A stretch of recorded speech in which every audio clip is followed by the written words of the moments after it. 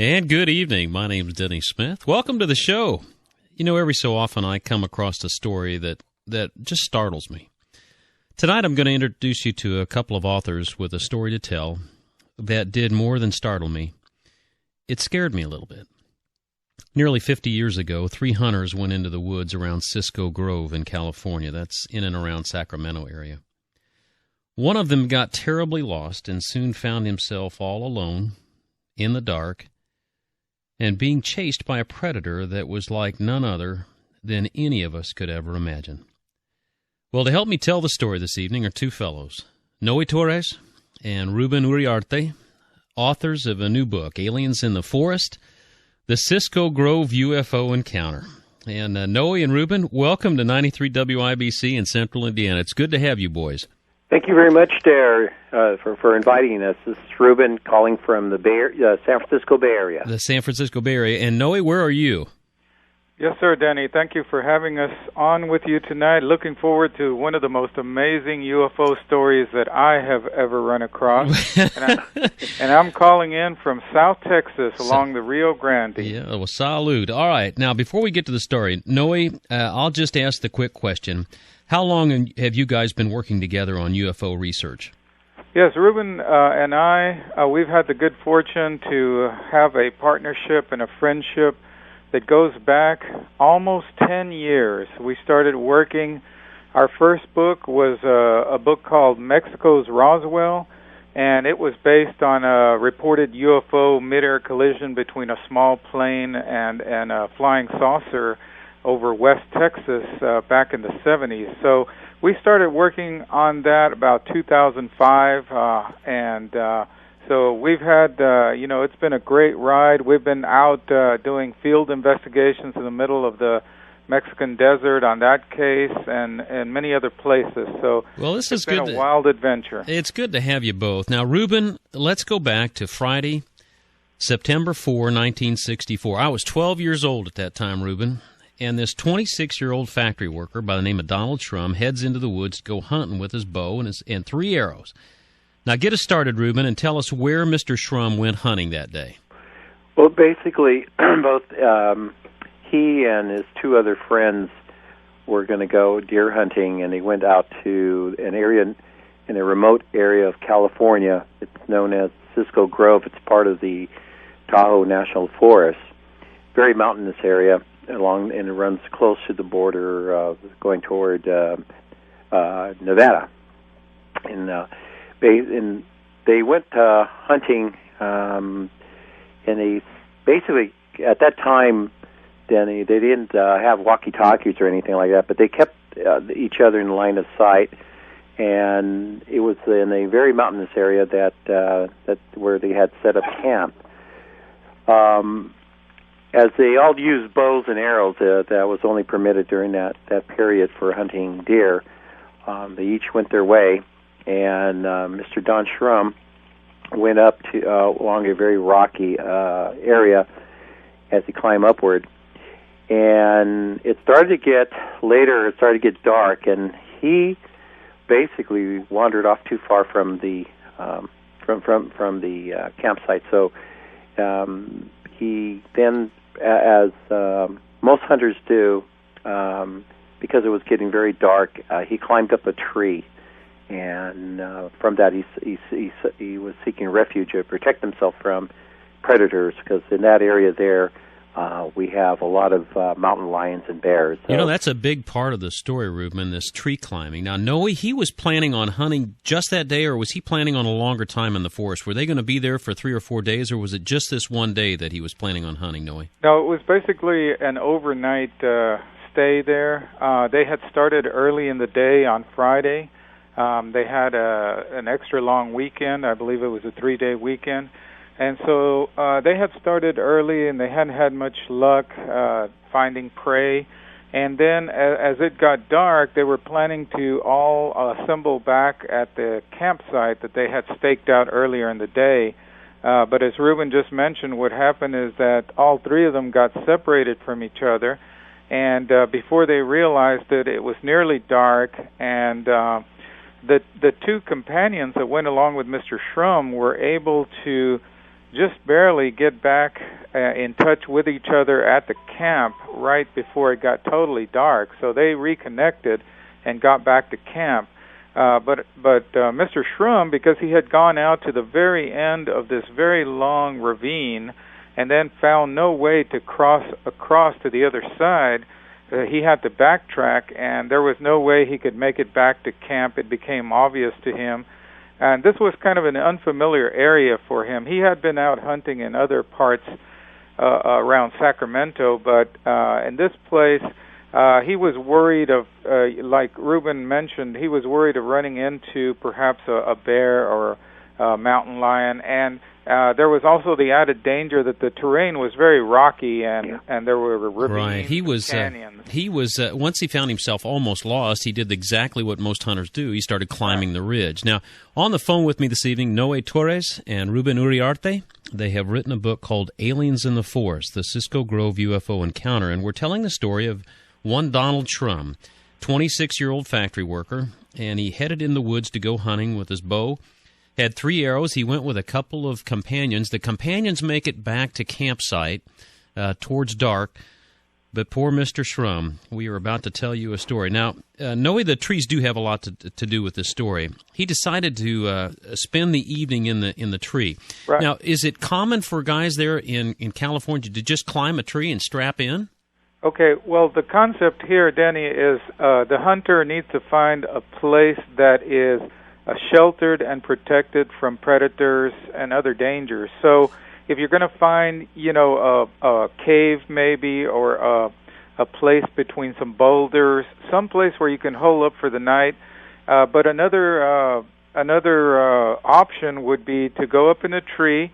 He had a military-style belt strapped around him, so he was able to strap that belt around one of the larger limbs up near the top to keep him in place, so that he won't fall down from there. All right. And so that was the option that he chose. All right. Now, Ruben, how was he dressed? I don't know what the weather was like in September of 1964. In here in the fall, it would be a little bit chilly, but what was it like in Cisco Grove, California in 64, Ruben? Well, as Noe was mentioning that they were Mr. Shrum was wearing a camouflage jacket and a hat. He did wear a T-shirt and just camouflage pants and that. He wasn't really prepared for very, very cold weather, but it does get during that time in the elevation, it does snow quite a bit. And something, I just want to go back on the point that what Noe was mentioning about the predators and bears. We just found we're always finding some new information every time in our investigations, and one of the things we just found out that what Don had shared with us was that when he climbed up that tree, he noticed that there were some bear claws. Oh, good Lord! Yeah, on the tree bark, and so bears do climb up trees. So he was nervously when he climbed up the tree, he looked around and to make sure there wasn't anything up there. So on the phone with me this evening, Ruben Uriarte and Noe Torres. They are 2 UFO investigators. They have written a book called Aliens in the Forest, the Cisco Grove UFO Encounter. And it is the story of a hunter, a couple of, well, actually 3 guys, but one of them had a very special encounter. Now, this case has a lot of similarities, Noe, to other well-known UFO cases, including Barney and Betty Hill back in 1961. Now, that was Pascagoula, Mississippi.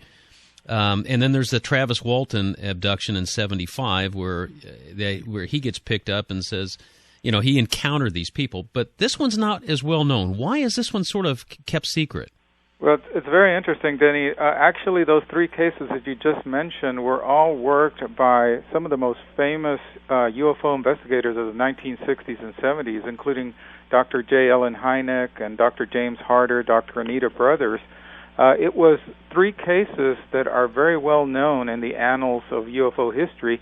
But the reason that Mr. Shrum's encounter that we're talking about tonight, the Cisco Grove encounter, the reason it didn't get the media exposure that the others do is because of the fact that he worked for an aerospace defense contractor in Sacramento, California, that actually the leading manufacturer of missiles and rockets for the U.S. military in the early 60s was the Aerojet Corporation.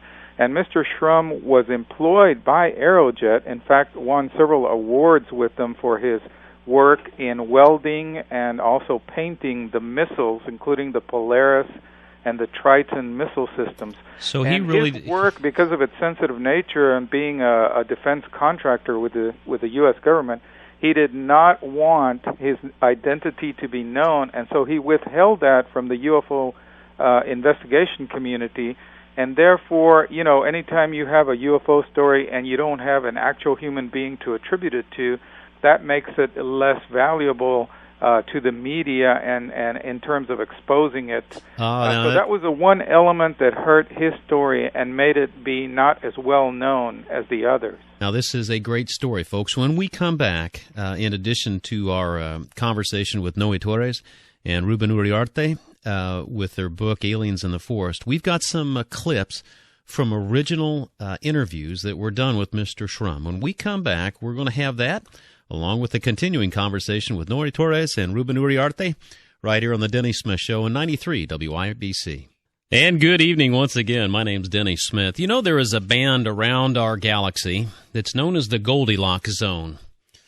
For those of you who remember the story of Goldilocks, not too hot, not too cold, but just right to support life of some sort. I have always had a feeling that there was other life out there.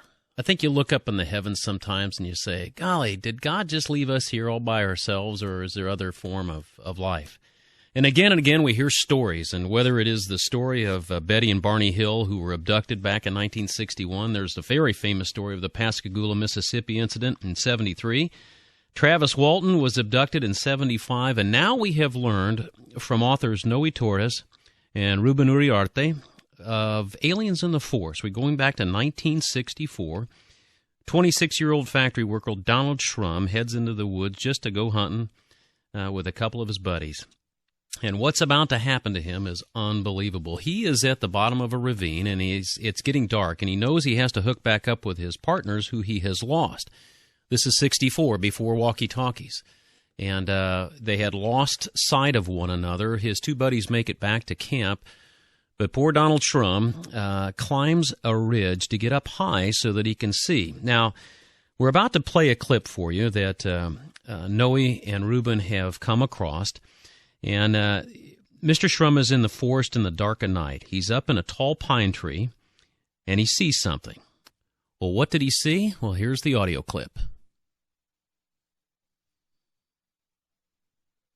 And waved my arms and yelled and screamed, and finally that light started coming towards me. So I was really relieved then, because I thought it was a helicopter still, until it got within, maybe 60 feet or yards. I'm not sure the distance at night. But it just hovered there with no sound.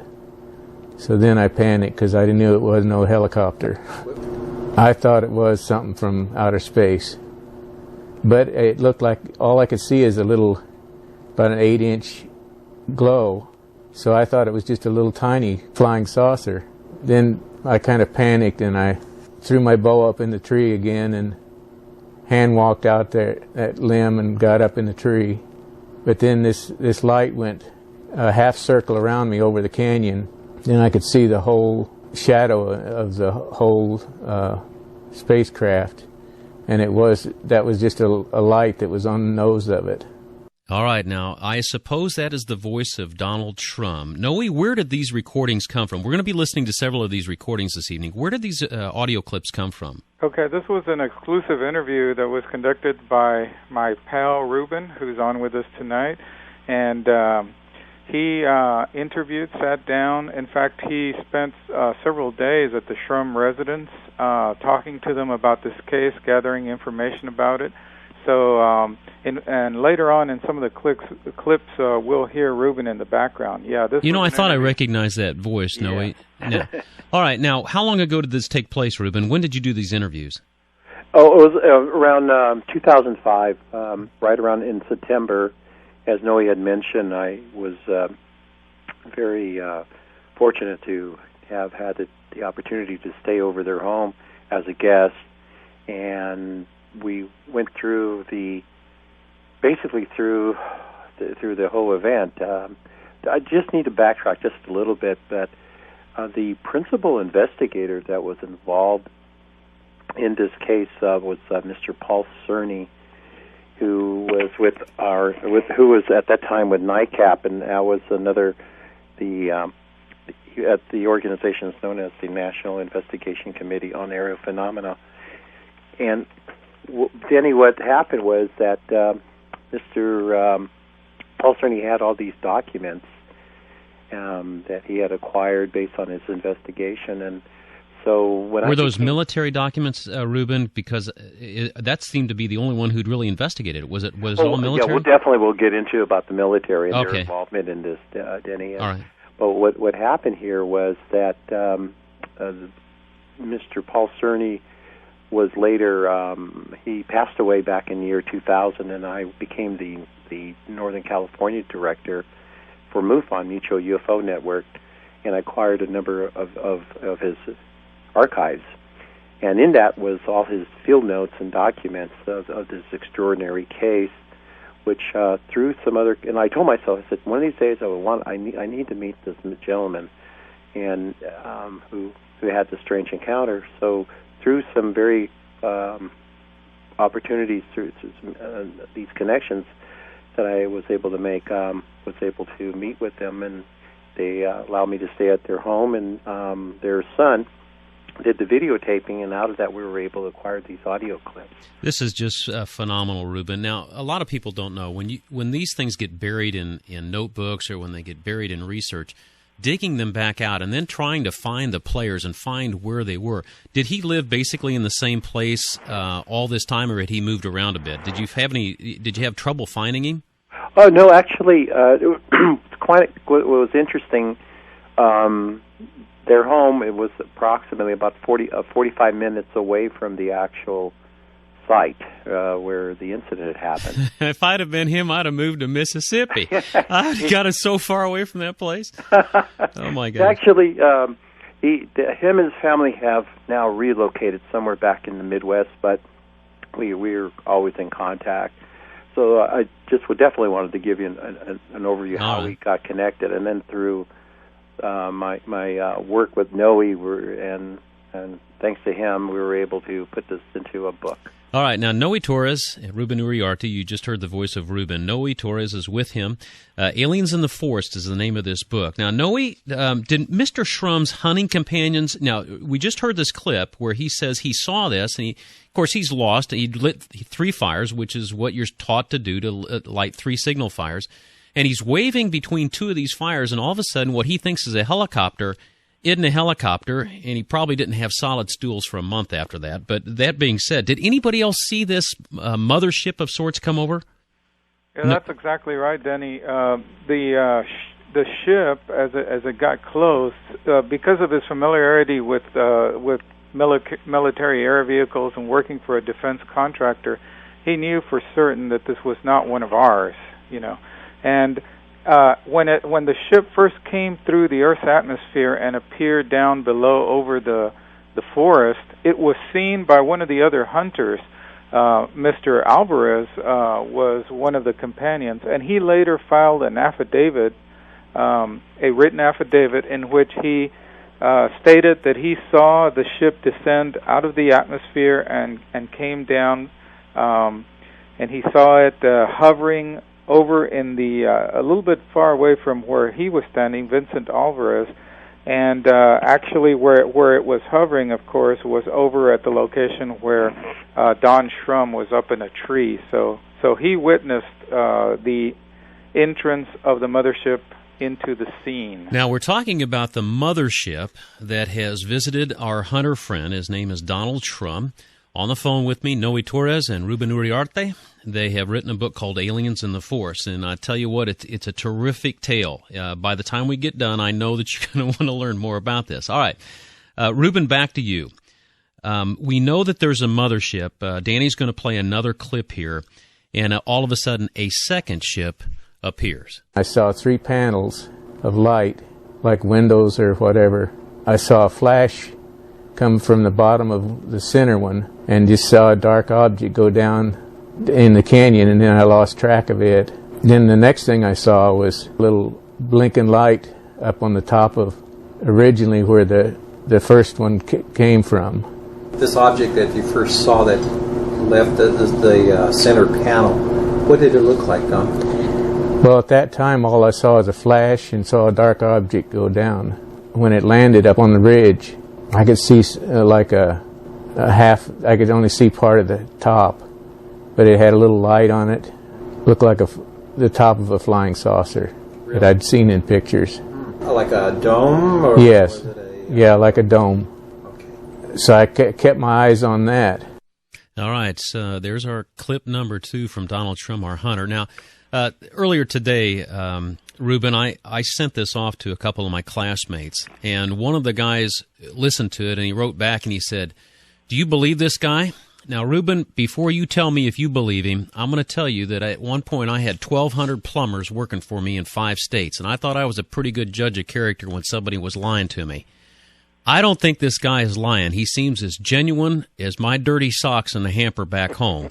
Tell me what your perception when you were interviewing. Did you get any body language that sensed that this man was deceiving you?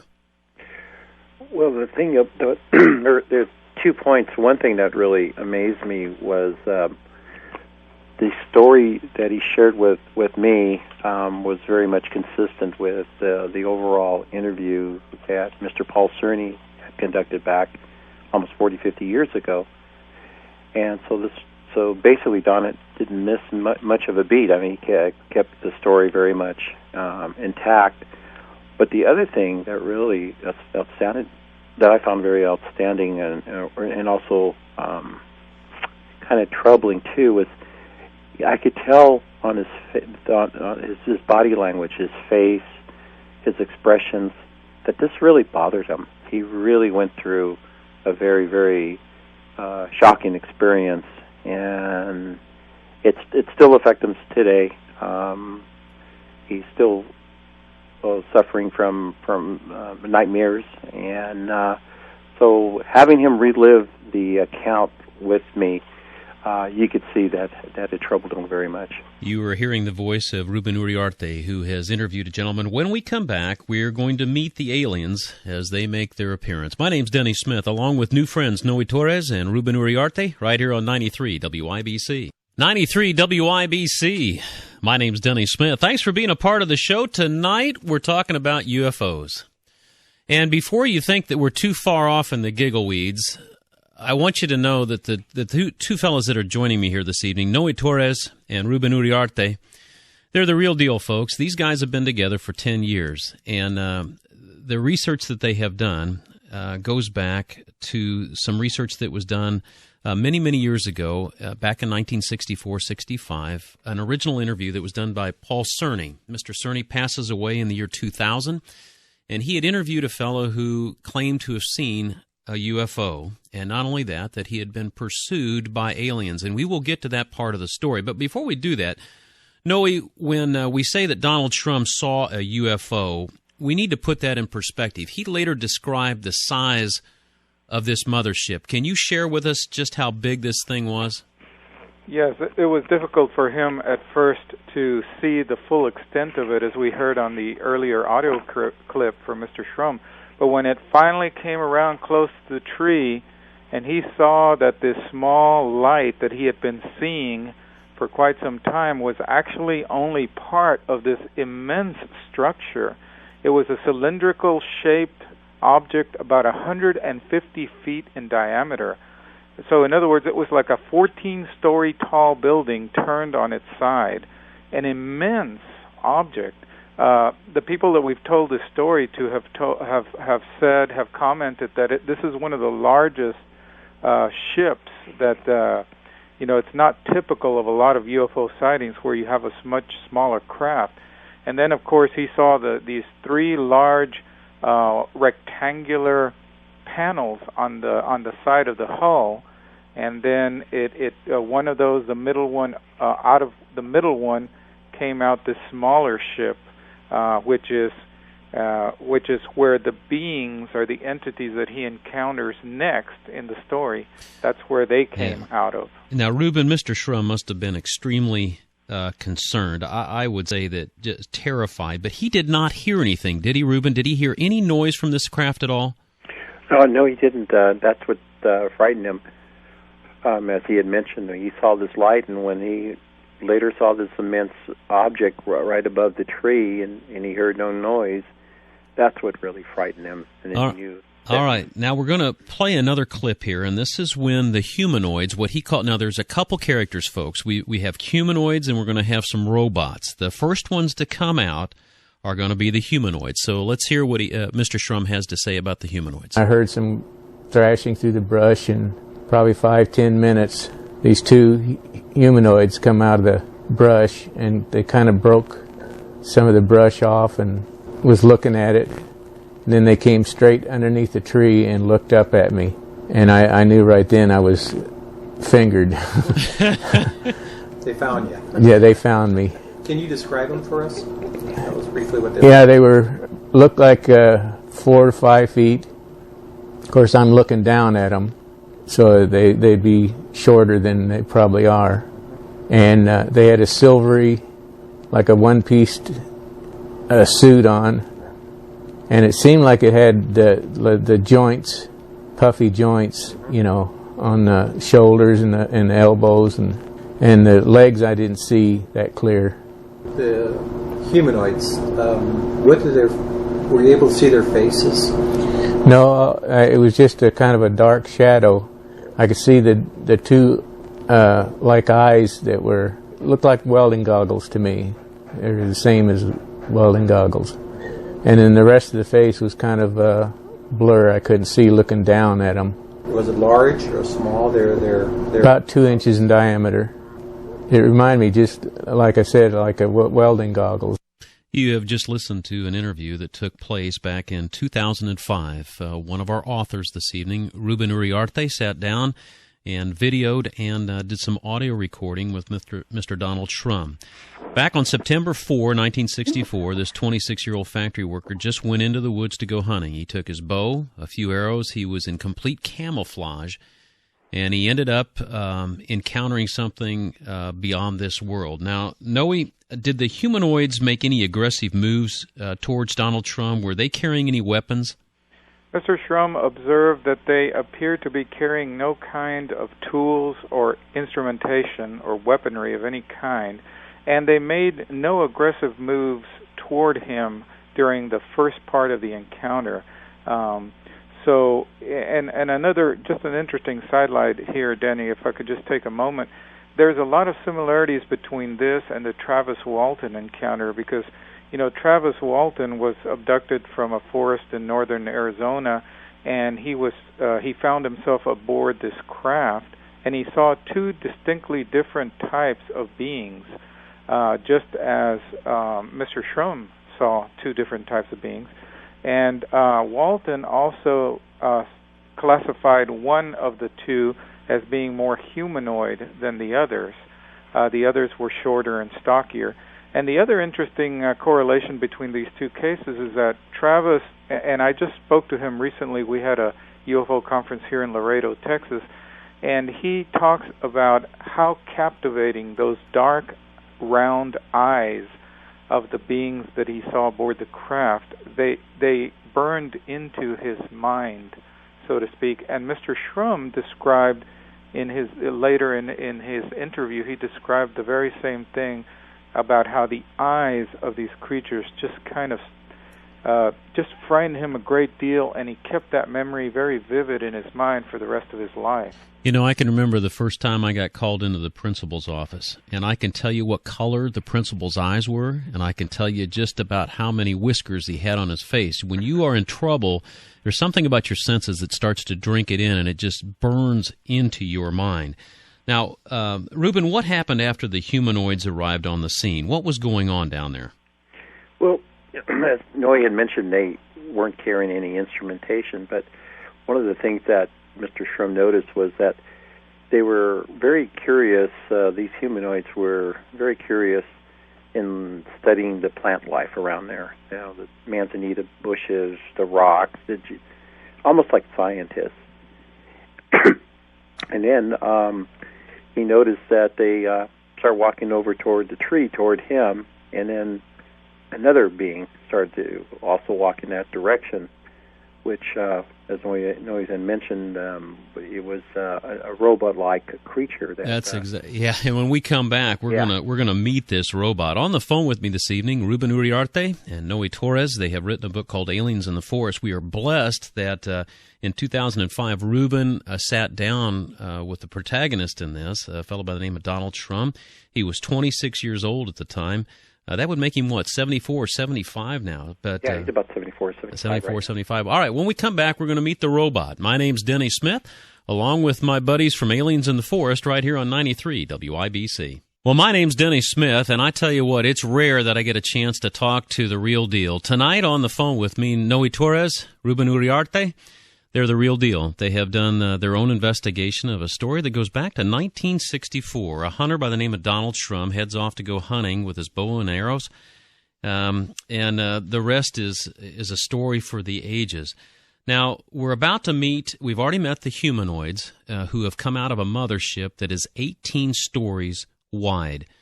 There's a couple of other ships that come out, and they deliver a couple what we are going to describe as scientists. They are looking at the plant life. They have certainly noticed that our hunter is up in the tree, shivering like a dog passing fish hooks, I'm sure, but he's fully clothed in camouflage. And then all of a sudden we have somebody new arrive on the scene, and here's what our hunter had to say. Then I saw two flashing red-orange light eyes just picking its way down the ridge, just between the rocks and around them and everything, and come down and was on this big boulder, this big flat rock. He kind of looked up at me and he moved his hand in this through the fires, cinders, and kind of scattered them. The eyes of this other creature, like the robot, what did that look like to you? It had kind of like fire. Orangish, reddish orange, or yellowish orange, and it kind of flickered like fire. And they're about the same diameter as about 2 inches in diameter as the humanoids. Boy, this is the most amazing of stories. My name's Denny Smith. Joining me this evening are UFO investigators Noe Torres and Ruben Uriarte. Now, Ruben, when you, I'm going to come back to this interview that you did with Donald Shrum. Did you sense any deception at all from Mr. Shrum when you were interviewing him? Oh, none whatsoever. You know, I used to work as a counselor. I work a lot with people, with many clients, and so I have a pretty good judge of character working with people, and at the same time just reading his body language and also how it affected his family. His wife was very, very much supportive of him, and it affected her as well as their family. So they had no reason to make up a hoax, and and the story is so incredible. It's even better than science fiction, but at the same time, it really makes you wonder if how there might be more other visitors from visiting our planet. If you folks of you have just joined us, on the phone with me this evening is Noe Torres, Ruben Uriarte. They are authors of a book called Aliens in the Forest, the Cisco Grove UFO Encounter.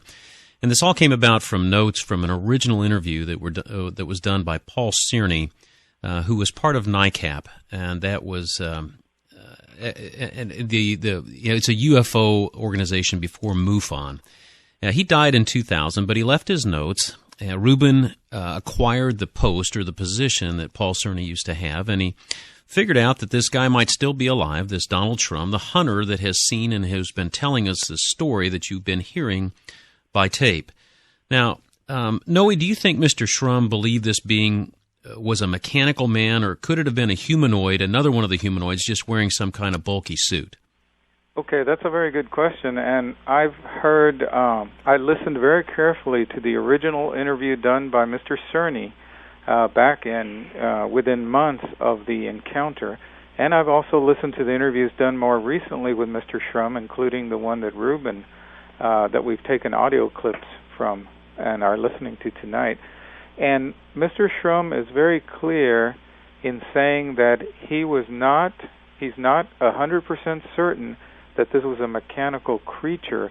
That was just simply the impression, the overall impression of the creature's movements. He moved a little bit more stiffly than the humanoids.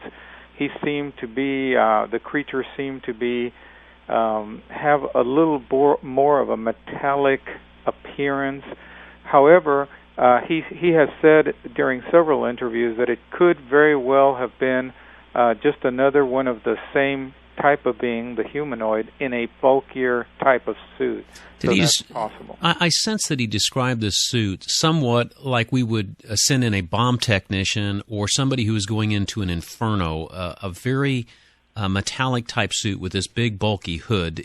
I haven't seen any pictures, but from the descriptions that I've heard in all these interviews, that's what it sounds like. Was it a big, massive, 7-8 foot type creature, or was it more 4 or 5 foot in size?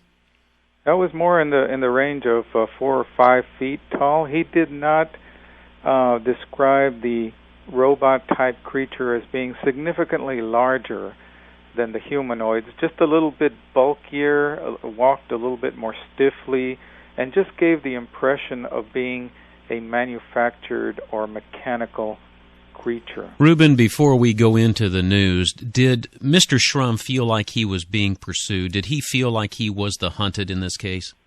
Oh, yes. And in fact, after we get back from the news, it really gets interesting, where then comes where both the robot and the two humanoids are trying to capture him. Yeah, this is an interesting story. Joining me on the phone this evening, Noe Torres, Ruben Uriarte. We were talking about an encounter in Cisco Grove, which is over off of the border of California and Nevada. Great hunting, very much a wilderness. We have a hunter by the name of Donald Shrum who gets separated from 2 of his hunting partners. He's on a high ridge. He has set 3 signal fires because he knew he was in trouble. He was in a strange land, and with his military background, he knew that setting 3 signal fires would be a good way to attract attention. Indeed, he did, but the attention he attracted was not a helicopter. It was not of this world. It was from another world. When we come back, we're going to meet these robots face to face, find out if they're friendly or aggressive, and let me just give you a forewarning. They're not very friendly. My name's Denny Smith, along with Noe Torres and Ruben Uriarte, right here on 93 WIBC. This evening, we are talking to a couple of UFO investigators. They're the real deal, folks. Noe Torres, Ruben Uriarte. They've written a book called Aliens in the Forest. It is the story of a young hunter who was 26 years old at the time. If I've added it up correctly, that means he's about 74 or 75 now. He gave an interview very early on with a fellow who has now gone home to God. His name was Paul Cerny, and he was with NICAP, and he had done an original interview with this gentleman. His name is Donald Shrum, and then follow-up interviews were taken, and they matched the story even after the passage of years, which gives it so much credibility. Noe, here we are with this robot creature who is starting to show some aggression towards Mr. Shrum. Did he expect aggression from conversations or from your investigation? Did he feel threatened at all times through this process? Mr. Shrum said that he was hoping that there would be no aggression toward him, of course, because of the fact that he was hiding up in the tree and was out of their direct line of sight. And even though they had taken notice of him early on, they didn't seem to be at that point too concerned with him. In fact, he mentioned that they went about their business of looking at the surrounding vegetation, breaking off little pieces of it, the humanoids did. And then the appearing on the scene was this strange mechanical-looking creature.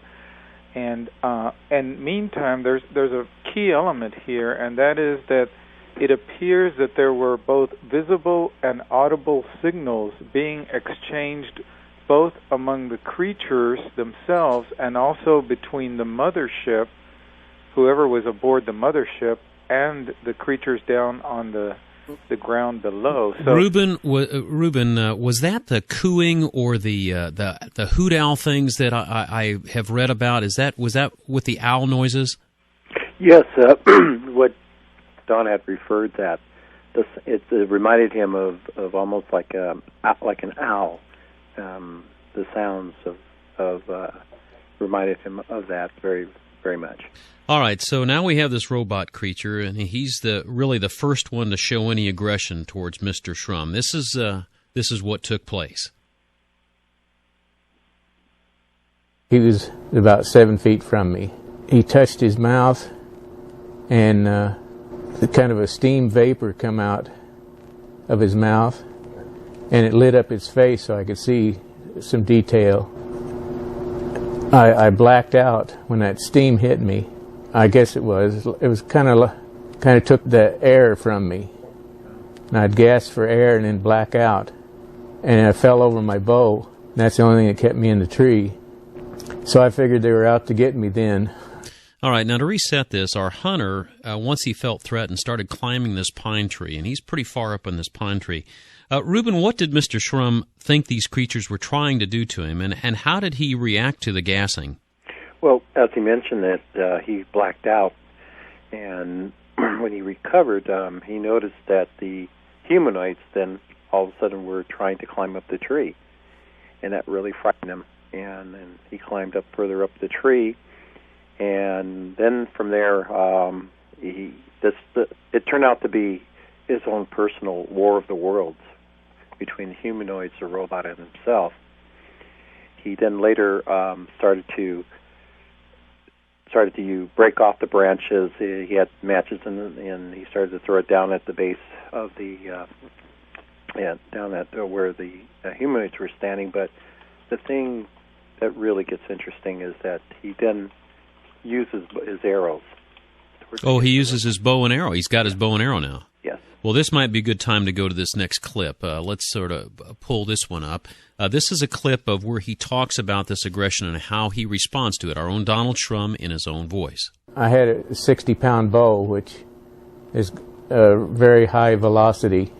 Seeing as how the robot's the only thing that was causing me harm, I shot the chest area, and it has the velocity of a rifle at that distance, because I'm only about 7-8 feet from him. And when I hit the chest, the sparks would fly like like an arc welder kind of. And then that robot backed up and almost knocked him down. He kind of fell back against a rock, and the two at the bottom took off and headed for the brush and stood out there about 30 feet from me. And then I shot 2 more arrows, and it was about the same time sequence that these 2 humanoids would, every time I'd shoot, they'd go back up into the brush, just almost out of sight from me. That's the voice of Donald Shrum, a hunter who is being pursued by a group of UFOs. We have a mothership that's in the neighborhood of 150 feet long and wide. We have a couple of other ships that have joined the fray, and they have delivered 2 humanoids that are pursuing him at the base of a tree where he has been lost and separated from his hunting partners. He lit 3 fires in thinking that he was attracting a helicopter. He realizes he's attracted a UFO. And he has now climbed the tree. He's been pursued by the humanoids. He now has a robot of sorts who's tried to gas him, actually knocked him out. He woke up and went on from there. Now, Reuben, after the arrows were gone, what did he do next? Well, he, being an experienced hunter, he carried a lot of matches with him, and he started to break off the branches, threw them down at the humanoids, and the humanoids were a little frightened by the fire, and they would stand back. He then, because the tree was so barren, as he started climbing up further, he started to light his clothes. I mean, he lit his hat on fire, would throw it down. He even threw his canteen down at the humanoids. And one of the things that he said, that when the canteen hit the ground, that one of the humanoids went up and picked up the canteen, looked at it, and then threw it back on the ground. That is the voice of Ruben Uriarte. He's an investigator. He, along with his partner Noe Torres, have written a book, Aliens in the Forest. Noe, I'm going to come to you. One of the things I'm struck about is that we have two humanoids who seem to be protected. We've got the scientists, and then we sort of have the soldiers. Do you get the feeling that the robots are designed to be aggressive, that they are the ones that are sort of the aggressors in this case, and the other ones are just sort of standing back? Because every time something happens, the two humanoids head for the woods. Did I pick that up in the story correctly? That's correct. And the other part of it, as we just briefly mentioned earlier, is that there was some kind of signaling going on from the mothership to these beings.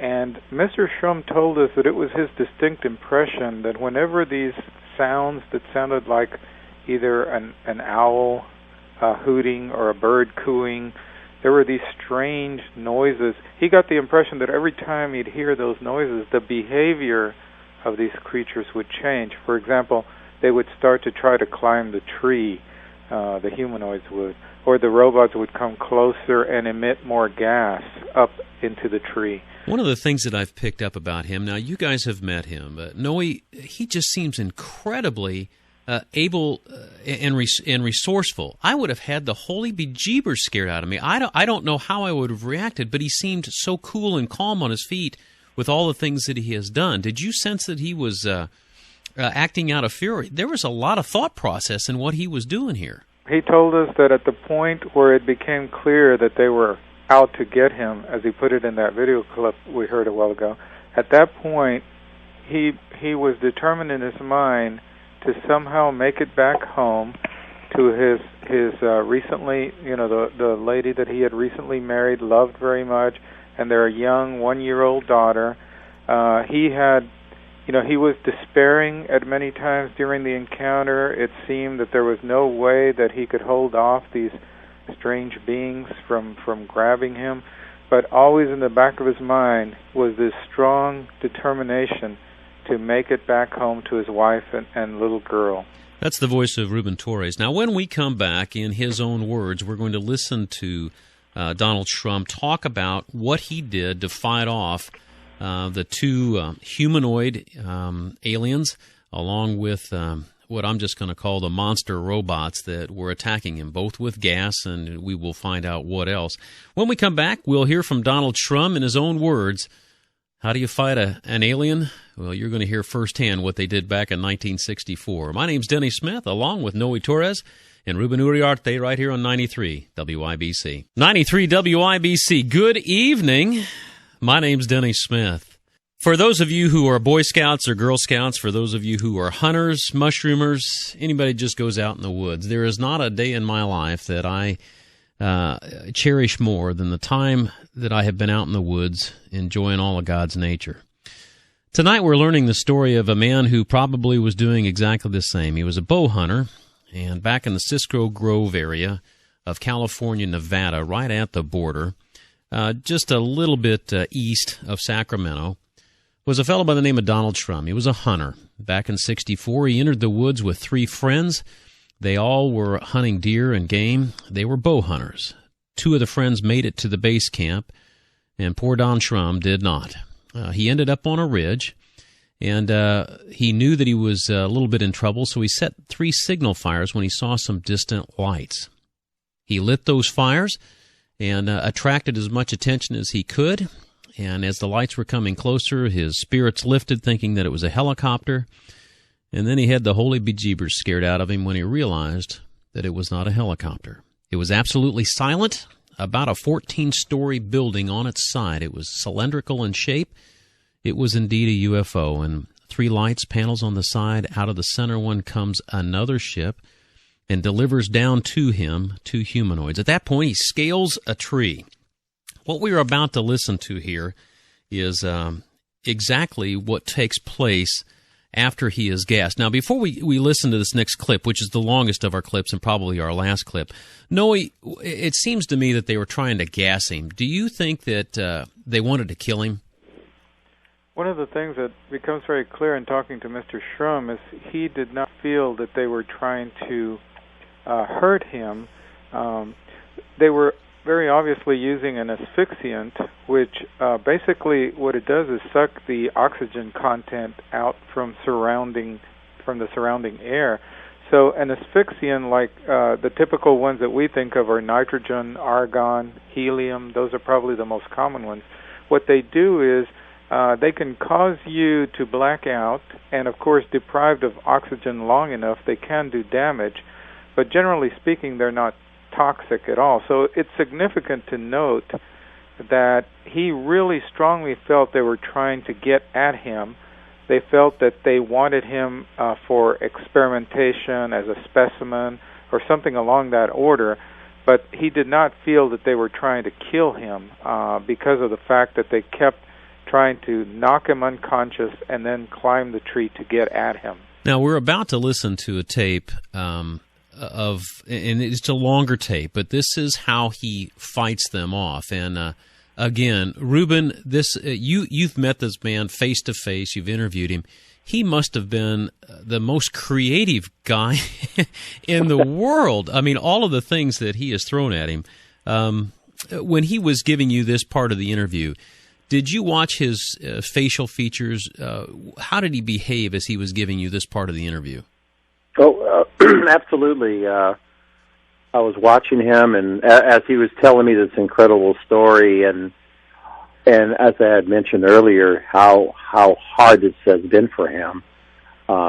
He was very much. You could see it in his eyes, how he was coming across in his voice, and he was reliving that whole event, and just seeing him.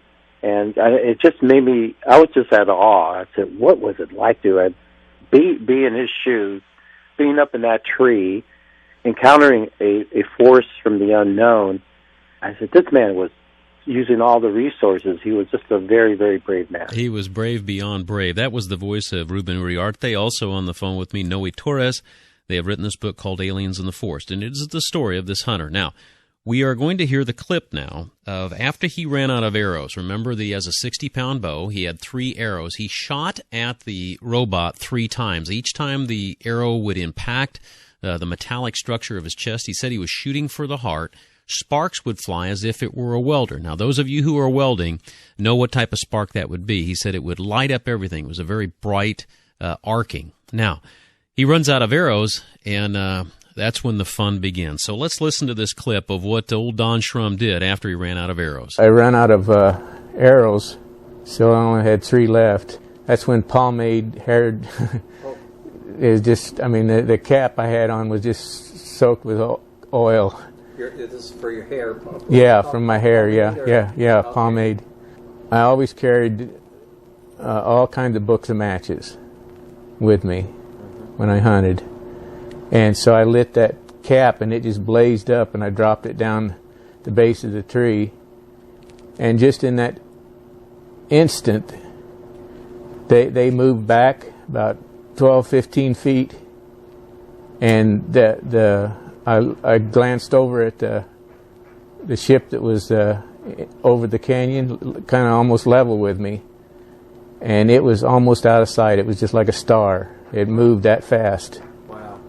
Just in that second. So then I got the idea that they're scared of fire. So I burned everything but my T-shirt and my jeans. And come to find out later on that it was 32 degrees out, and I was shaking, and I had a bunch of change, and I threw it down, and they all kind of gathered around it. Well, after I started burning stuff and throwing it down, and I even tied some of my shirt that I ripped up to a compass so I could try to hit some brush because there wasn't nothing right underneath the tree. I caught a little pile of brush on fire. I figured that would bring the cavalry. That when I run out of stuff to burn, I headed for the top of the tree. I broke off the top and threw it down, and anytime I throw down or shake the tree, these humanoids would back up. All right, there you have it. That is Donald Trump talking about how you fight an alien. I don't know what I would do. Now, Noe, this battle went on all night long, and one of the things that I was touched by, he did not seem to be cold, which would tell me that he was in full flush of adrenaline fighting these rascals. Did he ever talk about how cold it was? He felt the intense cold afterward, but at the time, of course, this was a battle of wills, a battle for survival, and he really felt that if these guys got a hold of him, he would never see his family again. Boy, now, Reuben, he talked about, and he lit this fire, and he tied it to a compass that he was carrying, which is very typical of hunters. You know, we always carry a compass with us in case we get lost, and we can follow a dead line back to a road or whatever. Now, he throws us down and he catches this fire. What he said was that the mothership took off like a bolt. And can you tell me again what took place? It sounded to me like it was instantaneous. That mothership was gone in a flash. Did I get that part right? Yes, it moved very, very rapidly, almost out of sight, and then also the aliens were very much in fear of the fire, and Don, as we mentioned earlier, he used his wits, and he used the bow, and he used fire. I mean, mankind's primitive weapons against a highly advanced technology. We have to believe, do we not, Reuben, that these people could have destroyed that site in a heartbeat. They have to have some sort of weapon. Do you think that they wanted to harm him in any way? Oh, they could have. That's what Noe and I have been discussing all along, and then also with Mr. Shrum and the family, is if they really wanted to get him, they could have captured him. That's what makes this case much more unusual, is the fact that in many of the other UFO cases that involves abductions, most of these people are taken, against their will and and unconscious. The thing that makes this case mostly unique is the fact that he was conscious and that he did battle them for almost 12 hours. Joining me on the phone this evening, Noe Torres, Ruben Uriarte. They have written a book that I hope you will gather into your possessions. It's called Aliens in the Forest, the Cisco Grove UFO Encounter. Now, this battle went on all night long, Noe. Did he ever sleep? Do you remember anything about him getting any rest throughout the evening? He was not able to sleep at all. In fact, after it was all over and he did find his way back to camp, he slept for 6 hours straight in an attempt to, recover his wits.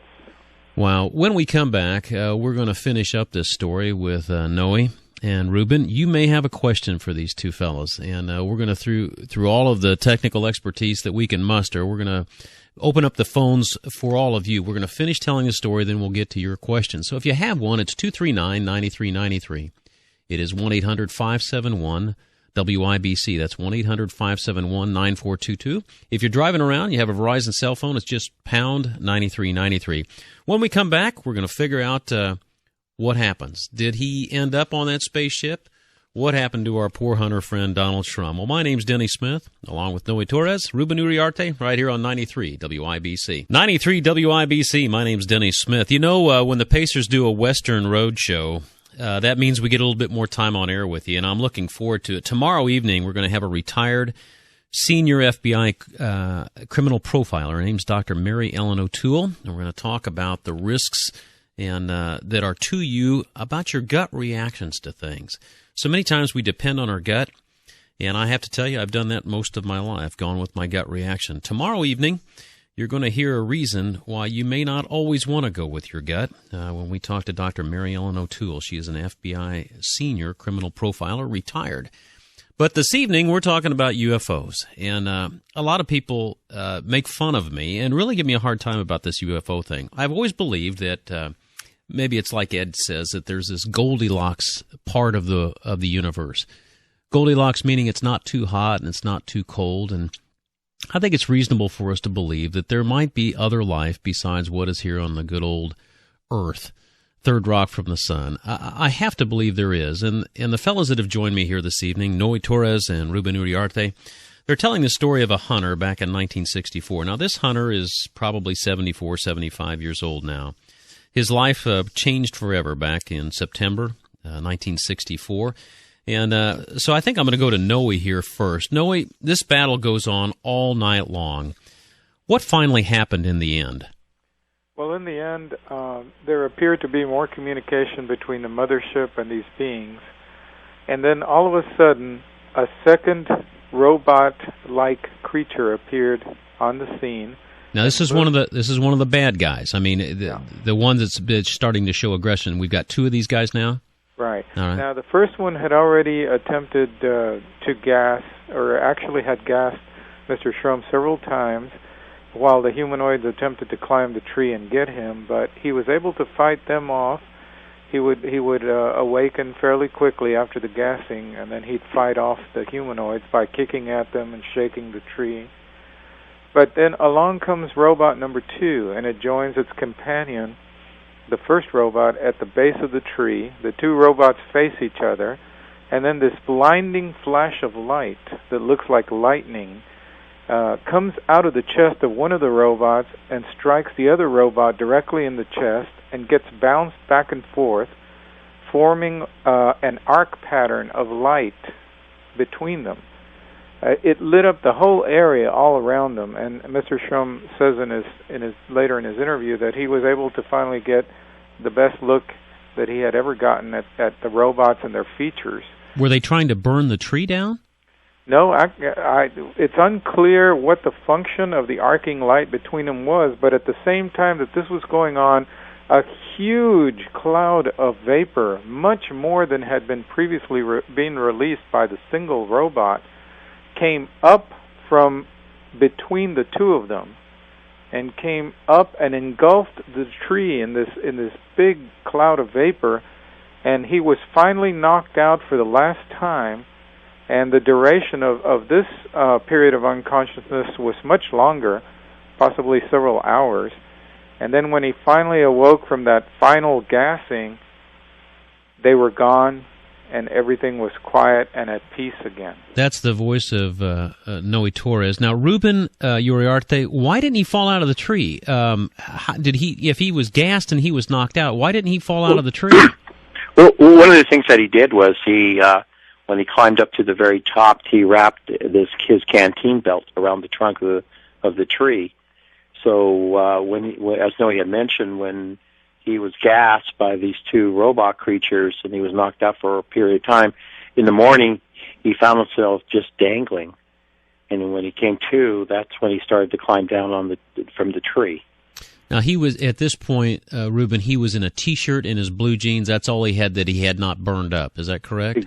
That's correct. And later, he was able to get back to the campsite, and as Noe had mentioned, one of his things that he's found him, and then he went back to the campsite, and he slept there. He slept for about 6 hours. All right, these two robots come together, Noe. They gas him one last time. Then they beat it out of there. Now, when he came down out of the tree, did he just run like hell, or what did he do when he got to the bottom of the tree? He was extremely concerned that they might still be in the area. In fact, he caught sight of something in the brush, and he scrambled back up the tree and stayed up there for quite a bit longer, and until he realized that they were not around anymore. So he came on down. He saw some of the things that he had thrown down during the night, during the encounter. He found them on the ground. Did he find his compass? Found his compass, found one of the arrows. He threw all of his pocket change down there. Did he find any of the coins? The coins were missing, interestingly enough, and he told us that he later talked to some people who suggested that coins tell a lot about a society. For instance, they have dates on them, the names of people. They have faces of persons. And perhaps they took the coins as kind of a specimen or a scientific token of their visit to our planet on that occasion. So that's what Mr. Shrum feels might account for the missing coin. All right. Noe Torres, Ruben Uriarte, I'm about to introduce you to the listeners of 93 WIBC. We're going to start taking some calls here. So, Danny, the first one we're going to punch up is Kevin, who's calling from right downtown Indianapolis. Good evening, Kevin. How are you? Good evening, Denny. How are you? All right. What's your question for these fellas? Two quick questions. One is, why aren't we getting this information from I don't know, government or people that want to make this public? Who's suppressing this from us? And the second question I have is, has the gentleman ever been able to relocate that tree in that area? Was there an investigation? Thank you. I'll take the answer off the air. All right. Thank you, Kevin. All right. Well, that's a great question. Let's talk about that, guys. Let's take the second question first. Did he ever go back and try to find the tree with his buddies, or did he just get out of there and never to go back? He never had the inclination to go. He was very, very frightened. He never hunted after that. He's told us that it ruined his career as a hunter. And in fact, the other two gentlemen that were with him were also, their careers as hunters were ruined by this. It affected them that deeply. Of course, the other two hunters, one of them saw the ship coming down out of the atmosphere, and the other saw how shaken Mr. Shrum was when he finally did make it back to camp. So he really had no urge to go back. They did, and I have to backtrack here. He did go with his brother and a few others to take pictures of the scene about 2 or 3 weeks after the encounter. They did go back, they took pictures, but after that one return visit, shortly after the incident, they never did, he never has gone back. All right, thank you, Noe. Ruben, did you get the feeling that it's my understanding there was an interview that was done by the Air Force or by somebody from the government, and the second question was, why was this suppressed? Do you believe it was suppressed? Do you believe that they tried to make some baloney explanation, or do you feel like it was a straightforward investigation by the authorities? Well, basically that's what happened, was that after the event, Mr. Shrum's mother had encouraged him to speak to an astronomer, which later the astronomer encouraged him to go and speak to the Air Force. So both he and his wife went to a air base here in Sacramento, and they met with two Air Force officials, which we found out later that they were connected with Wright-Patterson Air Force Base, which happened to be a part of the intelligence network that were involved in investigating UFOs. So what happened was they went through the interview process, and that the officials basically were not taking his testimony seriously. In fact, they were suggesting that perhaps it could have been some teenagers that were out there creating a hoax, or some renegade Japanese soldiers that were hiding in the forest. They made up a bunch of bogus. In '64, renegade Japanese? Yes. Okay. Well, all right. Let's. That's. God bless the government for that one. All right. Let's grab another call here. We've got Randy up next, who's on a cell phone. Let's pull him up here. Hey, Randy, how are you? Fine, thank you. All right. What's your question for Ruben and for Noe? Well, I was curious, since he was an outdoorsman, did he understood these were like bird calls? Did he try to communicate in any sort of way? Oh, that's a great question. You know, I had heard that there were coyotes yelping. Was this tell me how the coyotes came into all this. This is a very interesting part of the story, that he heard there were coyotes noises out in the distance in the nearby woods. And so Mr. Shrum, and this tells you how focused he was on surviving this incident, what he decided to do was he himself imitated the call of coyotes. And his thought was that perhaps these alien beings would think that he had friends out in the woods coming toward him to rescue him. So in other words, he wanted to sound like a coyote so that they would think he was with those coyotes that were off in the distance. Unbelievable. He was part of their team. Absolutely unbelievable. That's the voice of Noe Torres along with Ruben Uriarte. When we come back, we'll wrap up this story, get a few more of your calls in here, and then tell you how you can learn more. We've even got an Indiana link for you for those of you who are interested in MUFON. Ruben has been kind enough to send us a link, and we will tell you what that is.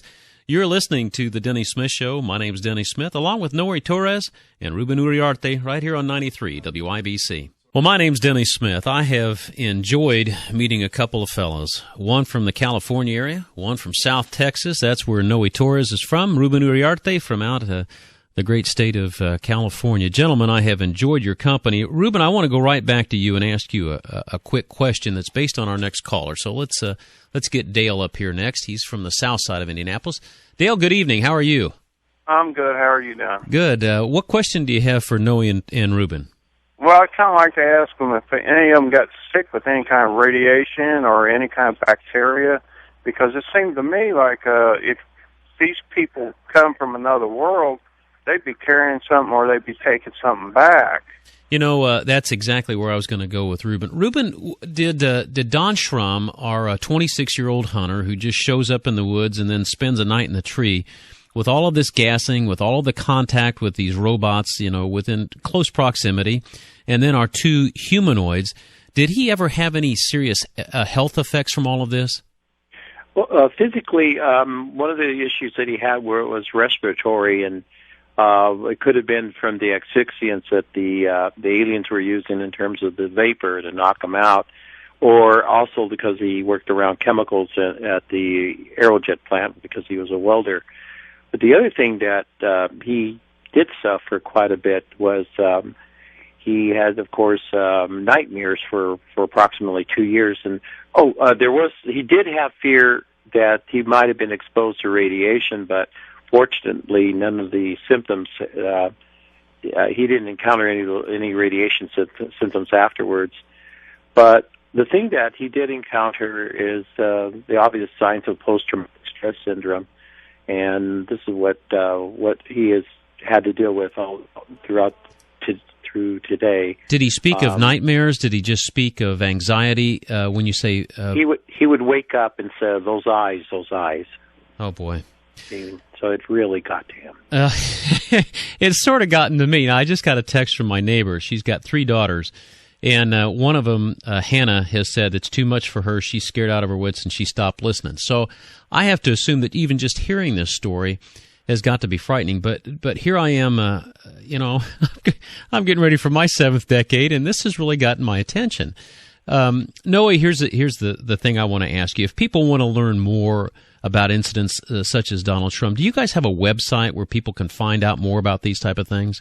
We have a lot of information on our website. We've got eyewitness testimony from Mr. Schrum and from the other eyewitnesses in the other cases that we've investigated at roswellbooks.com. Roswell, spell it for us. It's ROSWELL books.com. And Ruben and I have put together six books on major historical UFO cases. So we've got quite a wealth of information there. We have video clips, audio clips, and text information. I think folks would really enjoy that.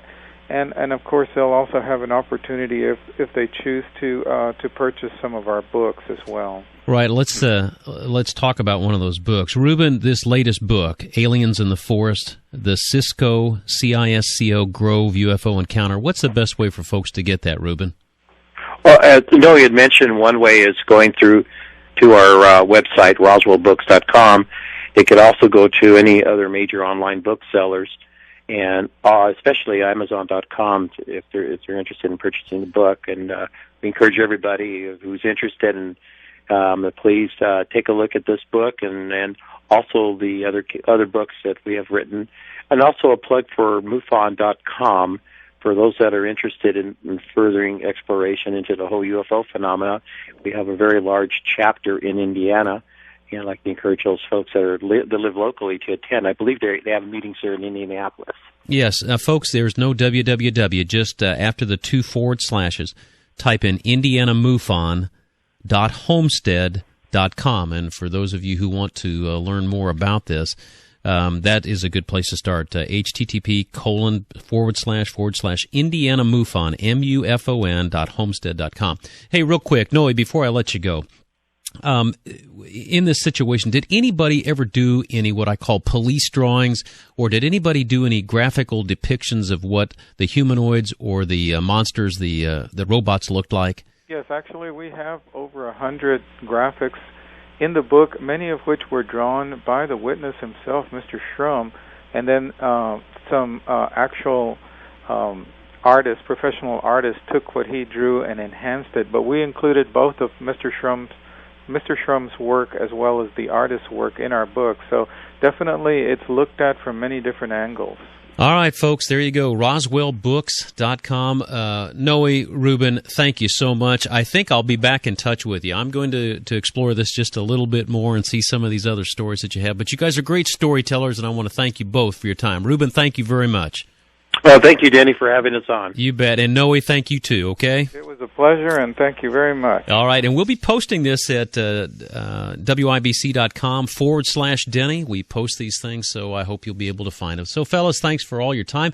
Folks, tomorrow evening, I'm going to have an FBI retired senior profiler. Her name is Dr. Mary Ellen O'Toole. Those times that you feel in your gut that somebody's all right, I'm going to give you a reason to maybe double clutch just a little bit and hear the darker side of criminal profiling. Well, my name's Denny Smith. I enjoy my evenings with you. We'll be back tomorrow evening right here on 93 WIBC.